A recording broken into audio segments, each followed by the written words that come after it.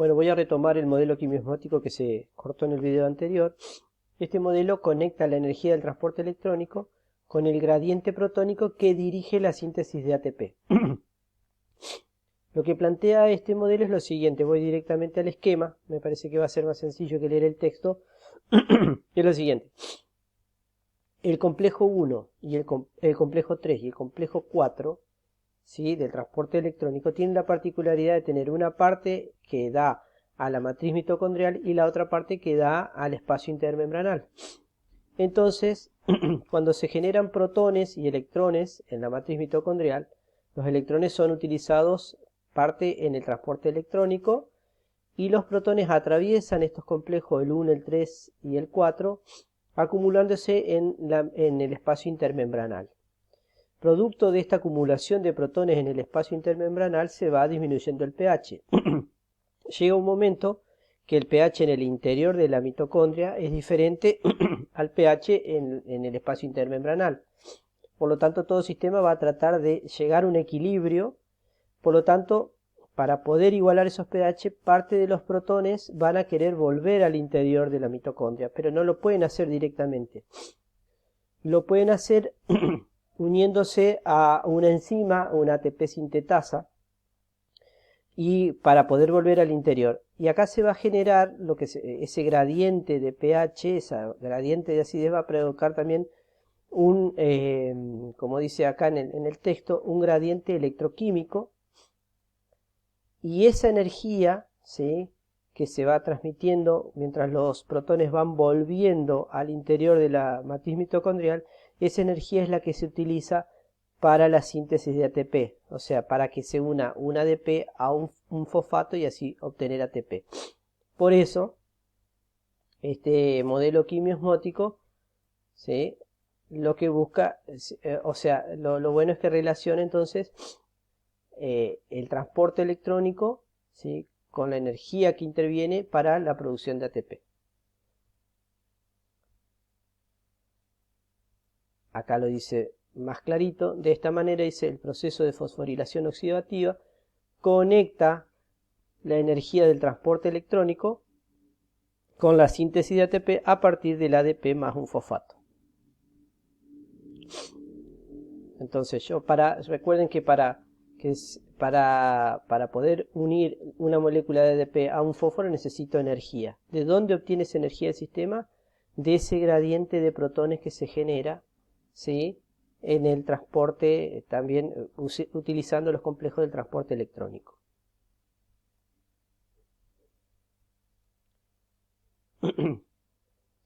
El transporte electrónico y la síntesis de ATP. Lo que tienen que recordar ustedes es lo siguiente: la oxidación del NAD es empleada en la síntesis de 3 moléculas de ATP. Sin embargo, el FAD, que participa a nivel energético inferior en el complejo 2, proporciona la energía para producir solo 2 moléculas de ATP. O sea que en el transporte electrónico voy a obtener en total 5 moléculas de ATP.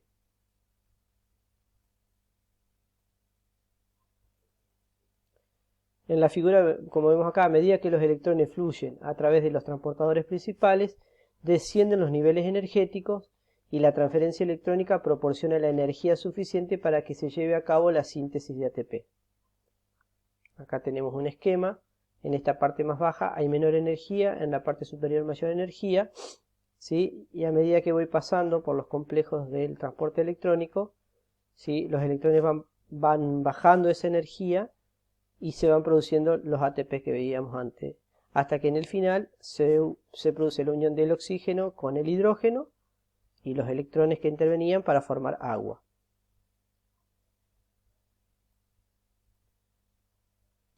Bueno, ¿qué sucede con los ATP obtenidos en la glucólisis? Como dice acá, en la glucólisis la oxidación de la glucosa proporciona energía en forma de 2 moléculas de NADH y 2 moléculas de ATP, a partir de las fosforilaciones directas a nivel de sustrato. Sin embargo, dice, recordemos que la glucólisis ocurre en el citoplasma y el NAD producido no puede atravesar la membrana mitocondrial.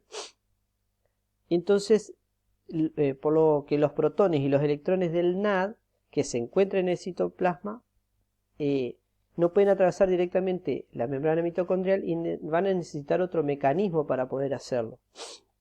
Entonces, ¿qué hace?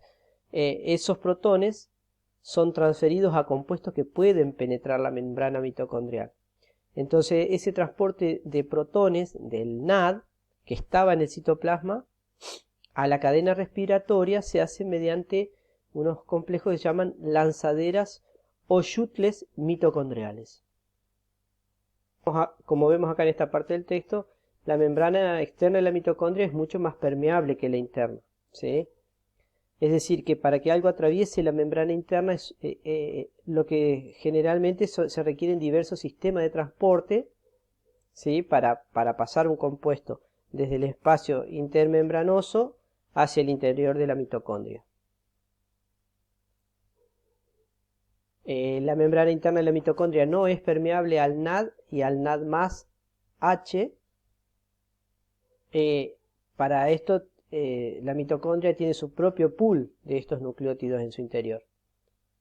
Para poder pasar esos protones al interior de la mitocondria existen dos mecanismos diferentes para el transporte, ¿sí? Que son la lanzadera malato-aspartato y la lanzadera de glicerofosfato. ¿En qué consiste esta lanzadera?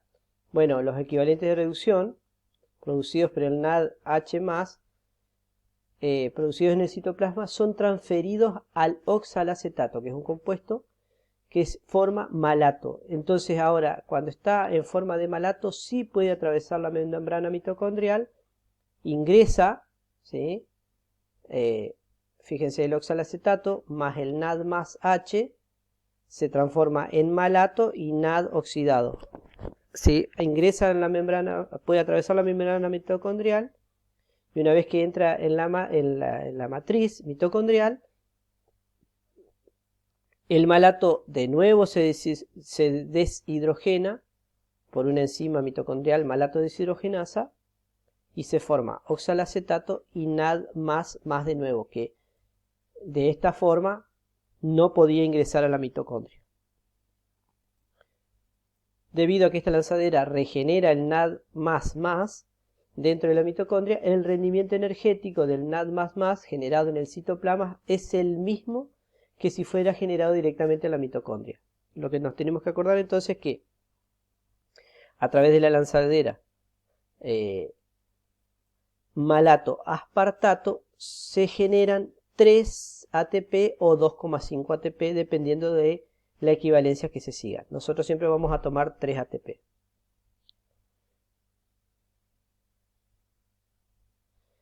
El oxalacetato que estaba en el interior, después que el malato se transformó en oxalacetato, es transaminado a aspartato, el cual ahora como aspartato sale de la mitocondria y una vez en el citosol es vuelto a transaminar, una reacción química característica, a oxalacético, comenzando un nuevo ciclo.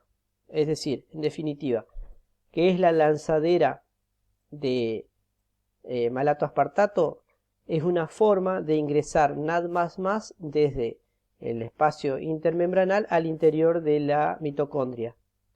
Porque de esta manera no lo puede hacer. Entonces hay una reacción donde este compuesto se une al oxalacetato y se transforma en malato y NAD. De esta forma sí puede atravesar la membrana interna de la mitocondria. Una vez que están adentro, sufre una reacción química que vuelve a hacer oxalacetato y NAD++, que era lo que quería que ingrese. Este proceso genera 3 ATP, ¿sí? Una vez que está en el interior, este oxalacetato se transforma en aspartato para volver al espacio intermembranal, ¿sí? Y estar disponible para comenzar un nuevo ciclo. Acá tenemos el esquema que en forma gráfica explica todo lo que les he contado anteriormente. Tenemos el oxalacetato que se encuentra en el citosol con el NAD+. De esta manera no puede atravesar las membranas internas mitocondrial. Entonces, ¿qué hace? El oxalacetato, con la acción de una malato deshidrogenasa, se une al NAD+. Se transforma en malato y NAD. Como malato puede atravesar la membrana mitocondrial externa, llega al espacio intermembranario como malato, y como malato también puede atravesar la membrana mitocondrial interna. Llega al interior de la mitocondria como malato. Una malato deshidrogenasa transforma el NAD+ en NADHH y este malato se transforma en oxalacetato. Ese oxalacetato, ¿sí?, se transforma en aspartato y como aspartato puede atravesar de nuevo la membrana mitocondrial para volver al espacio intermembranario, y del espacio intermembranario como aspartato pasa de nuevo al citosol. De nuevo sufre una transformación ahí, una transaminación se llama, que se vuelve a transformar en oxalacetato y queda disponible para volver a repetir el proceso. Bueno, la lanzadera de glicerofosfato. Con esta lanzadera dice los equivalentes de reducción del NAD+, del NADHH del citoplasma son transferidos a dihidroxiacetona fosfato para formar el glicerol 3-fosfato. Como lo vamos a ver en el esquema acá, fíjense. Acá tenemos la dihidroxiacetona fosfato, ¿sí? El NAD, ¿sí?, se oxida a NAD+, dihidroxiacetona fosfato se transforma en glicerol 3-fosfato, y como glicerol 3-fosfato atraviesa la membrana externa mitocondrial, ¿sí?, hasta que llega al espacio intermembranario. Una vez que llega al espacio intermembranario, fíjense lo que sucede. En el espacio intermembranario se va a volver a transformar el glicerol 3-fosfato en dihidroxiacetona fosfato, que va a volver de nuevo al citosol, pero los equivalentes de reducción ahora son transferidos al FAD, no al NAD. Por lo tanto, esto significa que el FAD, H2, es el cofactor que será oxidado en la cadena respiratoria. Y por lo tanto, el uso de este shuttle en la cadena respiratoria provoca un rendimiento de 2 ATP o 1,5 según el autor, mientras que si hubiera sido el NAD eran 3 ATP. Entonces, aclara acá. Como se sabe, hay libros de texto que consideran que cada NAD, H más H, al oxidarse en la cadena respiratoria, libera energía suficiente para la síntesis de 3 ATP, mientras que cada FAD H2 oxidado libera energía requerida para la síntesis de 2 ATP. Otros libros indican el rendimiento de 2,5 y 1,5 respectivamente. Acá está, fíjense que se transfiere del FAD al FAD, los equivalentes de reducción son transferidos al FAD, que se transforma en FAD H2, y ahí continúa al transporte electrónico mitocondrial. Entonces, sea una u otra la equivalencia seguida, en todos los casos la oxidación del NADHH citoplasmático rinde un ATP menos cuando el shuttle es glicerofosfato que cuando se utiliza malato aspartato. El uso de uno u otro shuttle y la equivalencia energética usada explican los diferentes valores que pueden encontrarse en diferentes textos al describir los balances energéticos de la glicólisis aerobia y de la oxidación total de un mol de glucosa. ATP obtenido de la oxidación de 2-piruvato lo vamos a ver en el video próximo.